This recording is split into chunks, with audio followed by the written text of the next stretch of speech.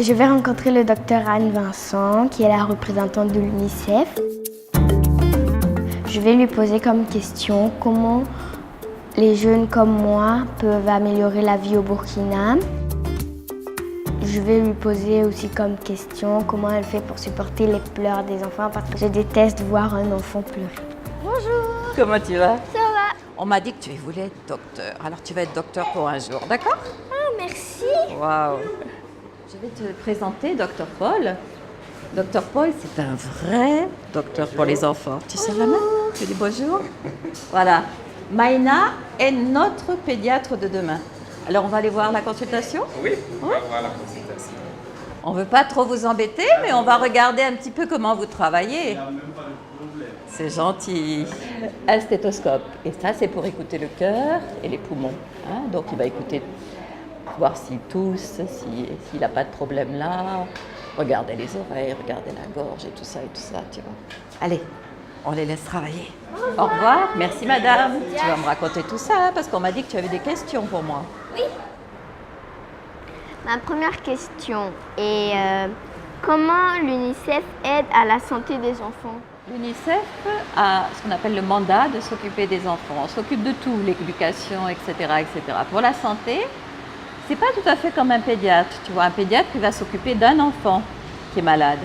Nous, on fait ce qu'on appelle de la santé publique, c'est-à-dire qu'on s'occupe beaucoup d'enfants. Moi, je m'occupe de tous les enfants du Burkina Faso.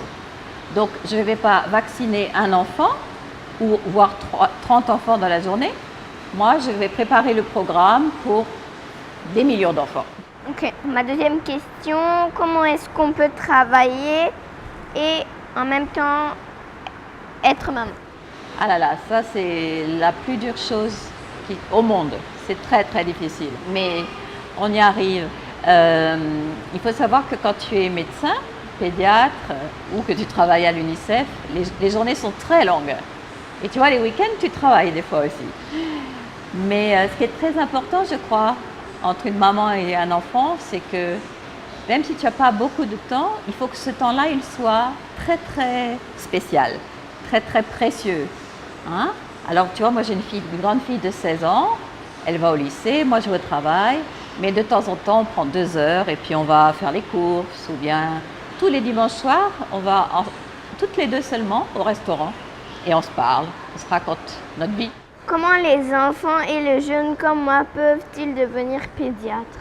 Chaque année, si tu veux vraiment être pédiatre, chaque année, tu te dis, ah voilà, une année, et puis après, je vais construire une autre année, comme si tu construisais une maison, tu vois.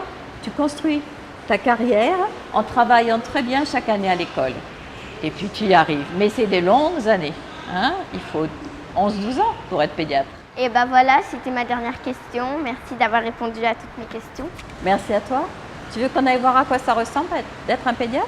Oui! Allez, viens.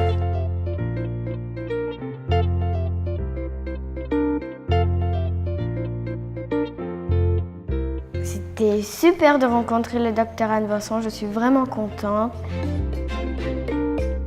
Je pense que les enfants peuvent améliorer quelque chose au Burkina Faso, c'est pour ça que je veux les aider. Je pense aussi que je peux faire quelque chose pour aider le Burkina Faso.